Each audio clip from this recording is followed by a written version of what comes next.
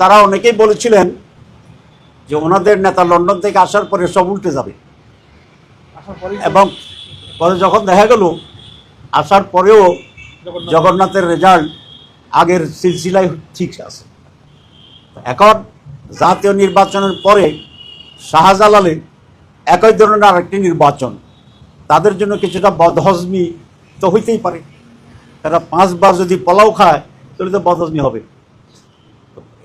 তারা এটা চান না যাদের কাছে আরেকবার পরিষ্কার করতে যে শুধু ডাকসু জাকসু রাকসু জকসু নয়, সিলেটের লোকেরাও ইউনিভার্সিটির লোকেরাও ওনাদেরকে ভোট দিবেন না। এটাই একমাত্র কারণ, আর কোনো কারণ নেই। এখন বুঝছেন? জি, জাতীয় নির্বাচনের প্রভাব এটাই ফেলবে যে যারা এ সমস্ত ইউনিভার্সিটি ভোট দিছে এরা এই জাতিরই একটা অংশ। এরা বাংলাদেশের বিভিন্ন গ্রাম থেকে এসে এখানে লেখাপড়া করছে। তো যে লোকটা ডাকসুতে শিবিরকে ভোট দিছে সে বাড়িতে গিয়ে তো আর ছাত্র দলের পক্ষে থাকবে না। সুতরাং এটা খুব পরিষ্কার যে এই সকল নির্বাচন এদেশের মানুষের মাইন্ডে শুধু জাতীয় নির্বাচন না, প্রত্যেকটা বিষয়ে মানুষকে প্রভাবিত করছে। ফখরুল সাহেব বলছেন যে এসব ছাত্র নির্বাচন জাতীয় নির্বাচনের প্রভাব ফেলবে না। যদি এই সবগুলোতে ছাত্রদল জিতত তাহলে উনি কিন্তু বলতেন এই 5টি জায়গাতে এটা প্রমাণ হয়েছে জামাত ইসলামীকে চায় না। যেহেতু জামাত ইসলামী ছাত্ররা জিতে গেছে এই জন্য উনি বলছেন যে এটা কোনো প্রভাব পড়বে না। আপনারা এই গল্পটা জানেন না? এক কৃষক গরিবের ছেলে কলেজে ভর্তি হয়েছে ইউনিভার্সিটিতে, তো জমিদার বলে তোমার ছেলে কেন ভর্তি করছে, সে তো পাশ করতে পারবে না। যখন পাশ করছে বলে যে চাকরি পাবে না, যখন চাকরিও পাইছে কয় বেতন দিবে না, যখন বেতনও পাইছে ওইটাতে বরকত হবে না। এটা জানেন না? এখন ডাকসুতে জিতলে বলছে যাচ্ছি টেক ইউনিভার্সিটি, যখন জকসুতে জিতে গেছে তাদের নেতা আসার পরেও তখন বলে আচ্ছা না এরা ভুল করে ফেলছে। এখন শাহজালালের সে অবস্থা। ইনশাআল্লাহ আপনারা সহ এদেশের মানুষ সচেতন এবং এদেশের মানুষ পুরানো সাদাবাজি দখলবাজি এগুলা দেখতে চায় না। ফা খাওয়া ঢাকা ইউনিভার্সিটিতে ফা খাওয়া বন্ধ হয়েছে, এটা আপনার জান নাকি?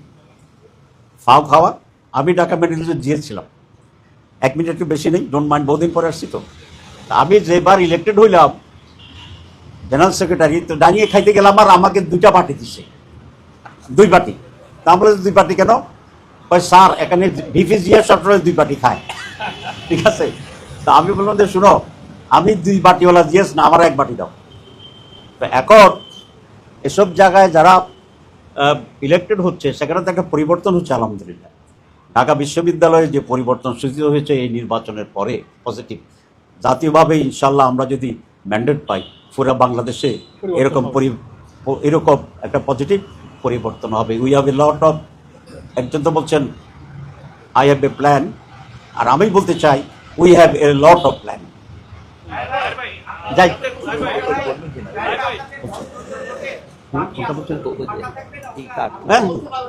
আমরা আরেকটা বিষয় একটু দৃষ্টি আকর্ষণ করছি আমি শ্রীপুরতে। আপনারা জানেন বিএনপির লোকেরা একজনের একটা কার্ড বিক্রি দিচ্ছে ভোটারদের কাছে গিয়ে, সেটা হচ্ছে ফ্যামিলি কার্ড আর কৃষক কার্ড করছে। তো আসলে এটা কোনো অথরিটির কিছু না, এটা একটা সুস্পষ্ট ধোঁকাবাজি। তো এখনই তারা নির্বাচনের আগেই ধোঁকাবাজি রাষ্ট্র নিচ্ছে মানুষকে বিভ্রান্ত করার জন্য। তো নির্বাচনে বিজয়ী হলে কি হবে এটা তো খুব স্পষ্ট। আজকে আমরা চিফ অ্যাডভাইজার সেটা বলেছি, এটা একটা অবৈধ। চিফ ইলেকশন কমিশনকে আমরা বলে আসছিলাম এটা অবৈধ, এটা থামানোর ব্যবস্থা করতে হবে এবং এটা এলাকা এলাকায় মারামারির সূচনা করবে। তো এবং আচরণবিধির লঙ্ঘন আমরা সেটা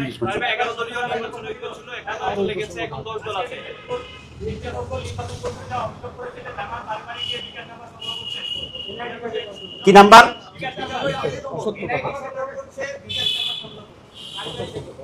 আচ্ছা, আমরা যে বিকাশ নম্বর বাড়ি বাড়ি যা করতেছি ফখরুল ভাই কি আমাদের সাথে ছিল এটা দেখার জন্য?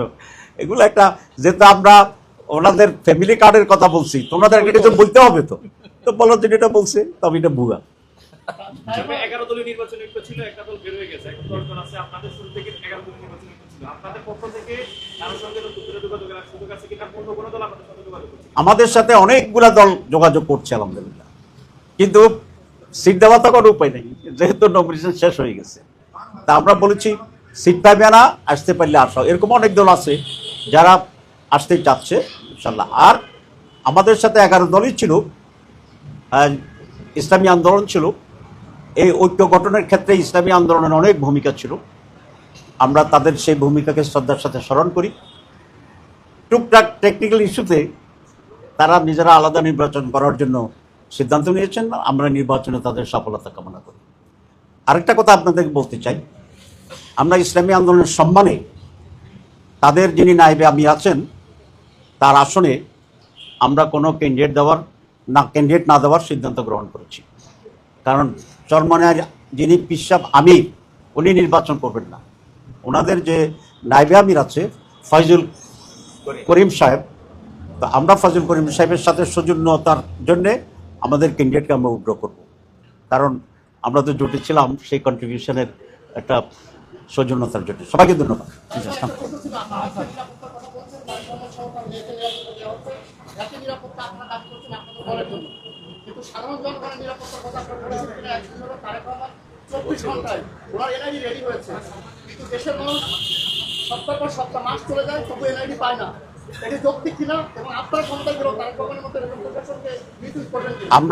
আমরা নিরাপত্তার ব্যাপারে বলেছি যে আমাদের কোনো ধরনের এক্সট্রা নিরাপত্তার কোনো প্রয়োজন নাই, এবং তারেক রহমান সাহেবের নিরাপত্তা দেওয়ার আগে আমরা সরকারের কাছে আমাদের নিরাপত্তার জন্য কোনো আবেদন করি নাই, কথা বলি নাই। আমরা আমাদের স্টাইলে চলছি, কিন্তু আজকে বলে আসছি। আজকে বললাম কেন, ভয় নয়, এটা জেনারেল পারসেপশনের কারণে। কারণ একজনের পিছনে যদি বোমা করে মানুষ মনে করবে যে he is superior to another one, যেহেতু এটা নির্বাচনের সময়। সে কারণেই আমরা এটা বলেছি, আমরা মৌলিকভাবে আল্লাহর উপর ভরসা করি, আল্লাহকে ভয় পাই, আমরা কোনো ভয় পাই না, নিরাপত্তার প্রয়োজন নেই। আর আপনি যেটা বলছেন এটা আপনার সাথে আমি একমত, যে প্রত্যেকটি নাগরিকের জন্য সমান সুযোগ সুবিধা এবং সমাচরণ জরুরি। আমরা যদি ক্ষমতায় যাই আমরা এটা মেনটেন করার চেষ্টা করব। সকল দলের স্বতঃস্ফূর্ত নমিনেশন সাবমিশনের মাধ্যমে তাদের এই বক্তব্য অসার প্রমাণিত হয়েছে। আমরা আশা করি বাংলাদেশে 12ই ফেব্রুয়ারি একটি অবাধ, সুষ্ঠু এবং নিরপেক্ষ নির্বাচন হবে। কিন্তু ইতিমধ্যেই আমরা কিছু ভিন্ন চিত্র দেখছি বিদায় এটা প্রতিকারের জন্যে আমরা আজকে প্রধান উপদেষ্টার দৃষ্টি আকর্ষণ করেছি। আপনারা জানেন যে নমিনেশন বাছাইয়ের পর্ব চলছে ইলেকশন কমিশনে, এবং সেখানে একই নিয়মে বিভিন্ন জায়গায় কাকে উপযুক্ত মনে করেছে প্রার্থীকে ওকে করে দিয়েছে, আবার একই রকম কেসে কাকে বাতিল করেছে। এখানে দুটি প্রধান সাবজেক্ট ছিল কারণ নমিনেশন বৈধ কিংবা অবৈধ এটা বিবেচনার জন্য। গ্রস একটা হচ্ছে ঋণ খেলাপি, আর একটা হচ্ছে দ্বৈত নাগরিকত্ব। ঋণ খেলাপির ব্যাপারে তো এটা স্পষ্ট সবসময় এটা ছিল, কিন্তু কিছু কিছু জায়গায় আমরা ইলেকশন কমিশনের একটা ভিন্নতা দেখতে পাচ্ছি। আর দ্বৈত নাগরিকত্বের ব্যাপারেও প্রাথমিক বাছাই একই ধরনের জায়গায় কাউকে বৈধ করছে, কাউকে অবৈধ করছে, এটা হিয়ারিং চলছে। আমরা শুনতে পাচ্ছি কোনো একটি দলের পক্ষ থেকে ইলেকশন কমিশনে গিয়ে চাপ সৃষ্টি করার চেষ্টা করছে, যাতে করে এই সমস্ত ত্রুটির কারণে যাদের নমিনেশন বাতিল হিসাবে গণ্য হওয়ার কথা সেটা যেন করা না হয়। আমরা খুব স্পষ্টভাবে আজকে বলতে চাই যে কোনো ধরনের চাপে নতি স্বীকার না করে যে দলেরই হোক, ইভেন জামাত ইসলামীরও যদি হয়, তাহলে আরপিওর যে নিয়ম আছে সেই নিয়মের ভিত্তিতে যেন বৈধ এবং অবৈধ বিষয়টিকে ফয়সালা করা হয়। অন্যথায় এই দুটো জিনিস প্রমাণিত হবে। এক হচ্ছে ইলেকশন কমিশনার দুর্বল, তাদের পক্ষে ইলেকশন করার শেষ পর্যন্ত নিয়ে যাবে কিনা একটা সন্দেহের অবকাশ থাকবে, অথবা এই নির্বাচন কমিশন কোনো একটি পার্টিকুলার দলের প্রতি পক্ষপাতিত্ব করছে। এই ধরনের আচরণ যদি অব্যাহত থাকে তাহলে সুষ্ঠু নির্বাচনের ব্যাপারে জনগণের ভিতরে সংশয় এবং হতাশা দেখা দিতে পারে। আমরা আরেকটি কথা বলেছি, গত 2-3 সপ্তাহ ধরে কোনো একটি দলের প্রধানকে নিয়ে যে বাড়াবাড়ি করছে গভর্নমেন্ট, অতিরিক্ত সিকিউরিটি দেওয়া, অতিরিক্ত প্রটোকল দেওয়া, এই সব কিছু মিলে তারা নির্বাচনী মাঠে যে সমতল ভূমিকার প্রশ্ন আসছে সেটিকে সুস্পষ্ট লঙ্ঘন করছে। আমরা বলেছি কাউকে অধিকতর সিকিউরিটি কিংবা অধিকতর প্রটোকল দিলে আমাদের কোনো আপত্তি নেই, কিন্তু একটি অন্যতম প্রধান দল হিসেবে সমভাবে বাংলাদেশ জামাত ইসলামীর মহতারাম আমিরকে, প্রধানকে সম আচরণ দিতে হবে। যদি এটার ব্যর্থ হয় তাহলে জাতি পক্ষপাতমূলক অপরাধের দোষে এই ইলেকশন কমিশনকে দোষী হিসাবে সাব্যস্ত করবে এবং লেভেল প্লেইং ফিল্ড এখানে বিনষ্ট হবে। আমরা আরেকটা বিষয়ে দৃষ্টি আকর্ষণ করছি, বিভিন্ন জায়গায় ফিল্ড লেভেলে কোনো এসপি এবং ডিসি যারা রিটার্নিং অফিসার তাদের আচরণে পক্ষপাতদুষ্ট একটা ভূমিকাকে আমরা লক্ষ্য করছি। আমরা তাদের তালিকা করেছি, আরও আমরা এটা অবজার্ভ করতে থাকব। এরকম ব্যক্তিদেরকে চিহ্নিত করে আমরা ইলেকশন কমিশনকে মৌখিকভাবে বলেছি, আমরা লিখিত দেইনি, এখনও আমরা একটা অবজার্ভ করছি। সেই বিষয়টি আজকে প্রধান উপদেষ্টাকে আমরা অবহিত করেছি। যদি ইলেকশন কমিশন যথাযথ ভূমিকা না নেয় তাহলে যেন চিফ অ্যাডভাইজার সেখানে হস্তক্ষেপ করেন, কারণ আমরা দৃঢ়ভাবে বিশ্বাস করি চিফ অ্যাডভাইজার ব্যক্তিগতভাবে একটি অবাধ সুষ্ঠু নির্বাচন চান, যদিও তার চতুর্পাশে অ্যাডভাইজারদের মাঝে কেউ আছে যারা তাকে বিভ্রান্ত করার চেষ্টা করছেন। আমরা সেটাও তার দৃষ্টি আকর্ষণ করেছি এবং বিষয়টি গুরুত্বের সাথে বিবেচনা করার জন্য চেষ্টা করেছি। আপনারা জানেন যে আমরা দীর্ঘদিন ধরে ভোট কেন্দ্রের সিসি ক্যামেরা নিয়োগের জন্য আমরা দাবি জানিয়ে আসছিলাম। আজকে চিফ অ্যাডভাইজার আমাদেরকে আশ্বস্ত করেছেন, সম্ভবত আজকে অথবা গতকাল মন্ত্রিপরিষদ মিটিংয়ে সিসি ক্যামেরা সেট আপ করার জন্য ওনারা সিদ্ধান্ত নিয়েছেন এবং সেই জন্য পর্যাপ্ত অর্থ বরাদ্দ করেছেন। সুতরাং সেই জন্য যদি এটা বাস্তবায়ন হয় তাহলে আমরা মনে করি একটা উল্লেখযোগ্য কাজ তারা করলেন এবং সেই জন্য আমরা অ্যাডভান্স চিফ অ্যাডভাইজারকে ধন্যবাদ দিয়েছি। সুতরাং ওনারা আমাদেরকে আশ্বস্ত করেছেন প্রতিটি কেন্দ্রে সিসি ক্যামেরা স্থাপিত হবে এবং আমাদেরকে এটাও বলেছেন যে কোনো কেন্দ্রে মিস হয় কিনা সেটা আপনাদের সাংগঠনিক চ্যানেলে আপনারা লুক আফটার করবেন এবং আমাদেরকে অবহিত করবেন। একটি প্রশ্ন আসছিল এবং নানা জায়গা থেকে প্রশ্ন আসছিল যে ভোটের দিন ভোট কেন্দ্রের ভিতরে আর্মিদেরকে ডিপ্লয় করা হবে কিনা। আমরা বলেছি শুধু আর্মি নয়, পুলিশ, র্যাব, আনসার কাউকেই ভোট কেন্দ্রের ভিতরে প্রবেশের অধিকার দেওয়া ঠিক হবে না, কারণ এটা প্রাইভেসিতে এফেক্ট করবে এবং ভোটারদের ভিতরে এক ধরনের ভয় ভীতি তৈরি হতে পারে। চিফ অ্যাডভাইজার এবং তাদের সেখানে উল্লেখযোগ্য কোনো কাজ নেই, তাদের কাজ হচ্ছে আইনশৃঙ্খলা পরিস্থিতি ট্যাকেল করা এবং সেটা বুথে বাইরে থেকে তাদেরকে করতে হবে। চিফ অ্যাডভাইজার আমাদেরকে আশ্বস্ত করেছেন যে এটা হবে না। আমরা মাঝখানে শুনেছিলাম এরকম একটি বিষয় ঘটতে যাচ্ছে, সেই জন্য আমরা গুরুত্বের সাথে এটা তার দৃষ্টি এনেছি এবং উনি বলেছেন না এটা হবে না, উনি আমাদেরকে আশ্বস্ত করেছেন। আমরা বলেছি যে ইলেকশনের সময় শুধুমাত্র কাছাকাছি সময়ে গিয়ে লেভেল প্লেইং ফিল্ডের বিষয়টি বিবেচনা করলে চলবে না।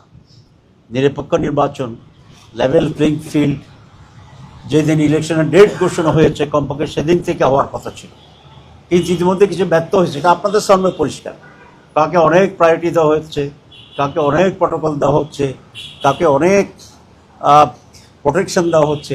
আমাদের এতে কোনো খুব আপত্তি নেই, কিন্তু আমাদের কথা হচ্ছে যেহেতু we are the contesting political party, সুতরাং ওইদিকে যা করবেন এদিকেও তাই করতে হবে, সমতা বজায় রাখতে হবে।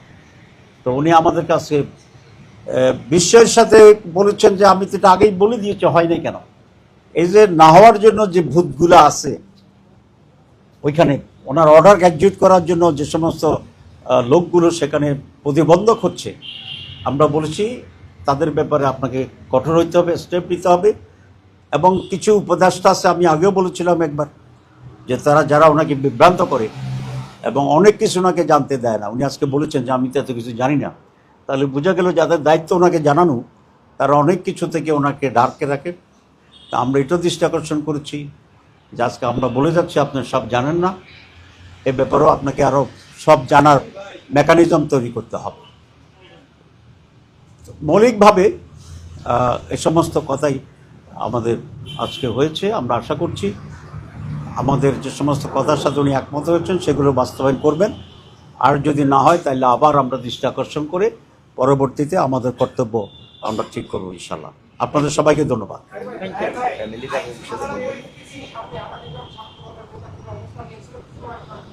জি, অবস্থান নিচে সিলেটের ইলেকশন বন্ধ করতে। আসলে দেখেন, জাতীয় নির্বাচনের সাথে তো ছাত্র সংসদ নির্বাচনের কোনো সম্পর্ক নাই, এক নাম্বার কথা। দুই নম্বর কথা হচ্ছে ইলেকশন কমিশনের প্রধান কাজ হচ্ছে জাতীয় নির্বাচন, স্থানীয় নির্বাচন করা।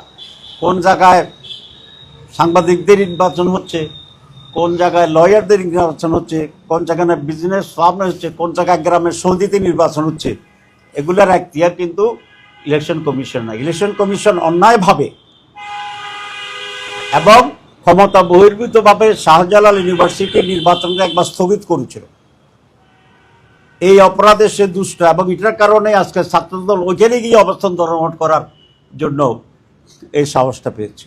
তা আপনারাই বলুন, একটা ইউনিভার্সিটির নির্বাচন হবে, ইউনিভার্সিটি আছে, তার স্ট্যাটিউট আছে, তার আলাদা আইন আছে, তার মেকানিজম আছে। কয়েকদিন আগে জগন্নাথের নির্বাচন হয়েছে, যদিও চেষ্টা করেছিল ডিস্টার্ব করার জন্য। তো আমরা তো ইলেকশন চাই, বন্ধ করার আন্দোলন, এটা আমাদের কাছে পিকুলিয়ার মনে হইতেছে। অধিকাংশ জায়গায় তো ছাত্ররা এটাই চায় যে ইলেকশন দিচ্ছেন না কেন। তো এটা কেন করছে, এটা কি আপনারা বুঝছেন না বুঝেন নাই? আপনারা বুঝেন নাই, তাহলে আমি একটু বুঝাই দিই।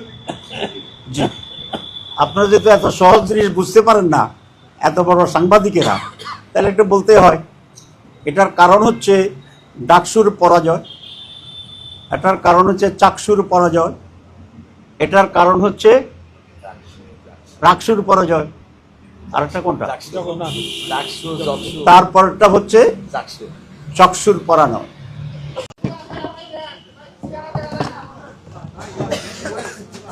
আসসালামু আলাইকুম রহমতুল্লাহ বারাকাতু। সম্মানিত সাংবাদিক বন্ধুগণ, আপনারা হয়তো ইতিমধ্যেই জেনেছেন মাননীয় প্রধান উপদেষ্টার সঙ্গে বাংলাদেশ জামাত ইসলামীর সম্মানিত আমির ডক্টর শফিকুর রহমানের নেতৃত্বে 4 সদস্যের একটি প্রতিনিধি দলের সাক্ষাৎ এবং বৈঠক ছিল। আমাদের বিদ্যমান রাজনৈতিক পরিস্থিতি, জাতীয় নির্বাচনকে সামনে রেখে আইন শৃঙ্খলা, একটু সুষ্ঠু নিরপেক্ষ নির্বাচনের ইস্যুতেই সম্মানিত আমির জামাতের নেতৃত্বে এই ডেলিগেশন দীর্ঘ সময় ধরে প্রয়োজনীয় তথ্য, পরামর্শ, মত বিনিময় করেছেন। সে ব্যাপারে আমাদের এখন সংক্ষিপ্তভাবে আপনাদের সামনে ব্রিফ করা হবে। আপনারা লক্ষ্য করছেন আজকের এই ব্রিফিংয়ে উপস্থিত আছেন আমাদের সম্মানিত কেন্দ্রীয় নায়েবে আমির ডক্টর সৈয়দ আবদুল্লাহ মোহাম্মদ তাহের এবং সহকারী সেক্রেটারি জেনারেল মাওলানা রফিকুল ইসলাম খান। আমাদের আমির জামাত উনি চলে গেলেন, আমরা মোট 4 জনই ছিলাম। তো এখন আমি আমাদের আজকের প্রধান উপদেষ্টার সাথে বৈঠক সম্পর্কে ব্রিফ করার জন্য আমাদের সম্মানিত নায়েবে আমির ডক্টর তাহের ভাইকে অনুরোধ করছি। ডক্টর সৈয়দ আবদুল্লাহ মোহাম্মদ তাহের। বিসমিল্লাহির রহমানির রহিম, নাহমাদুহু ওয়া নুসাল্লি আলা রাসূলিল কারীম। মাননীয় সেক্রেটারি জেনারেল এবং আমাদের স্কুল সেক্রেটারি জেনারেল আর সম্মানিত সাংবাদিক বন্ধুগণ, আসসালামু আলাইকুম ওয়া রাহমাতুল্লাহি ওয়া বারাকাতুহু। এই ধরনের ব্রিফিংয়ে বোধহয় আমরা বেশ কিছুদিন পরে আসছি। আপনারা আশা করি ভালো আছেন।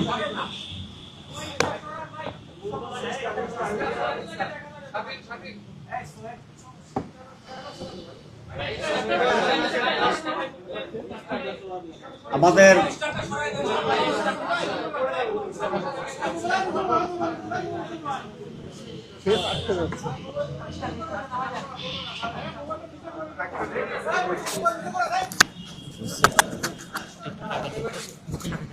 আমরা অলরেডি নির্বাচনের মাঝে আছি। যারা বহুদিন ধরে বলছিল যে 2026-এর ফেব্রুয়ারিতে নির্বাচন হবে না,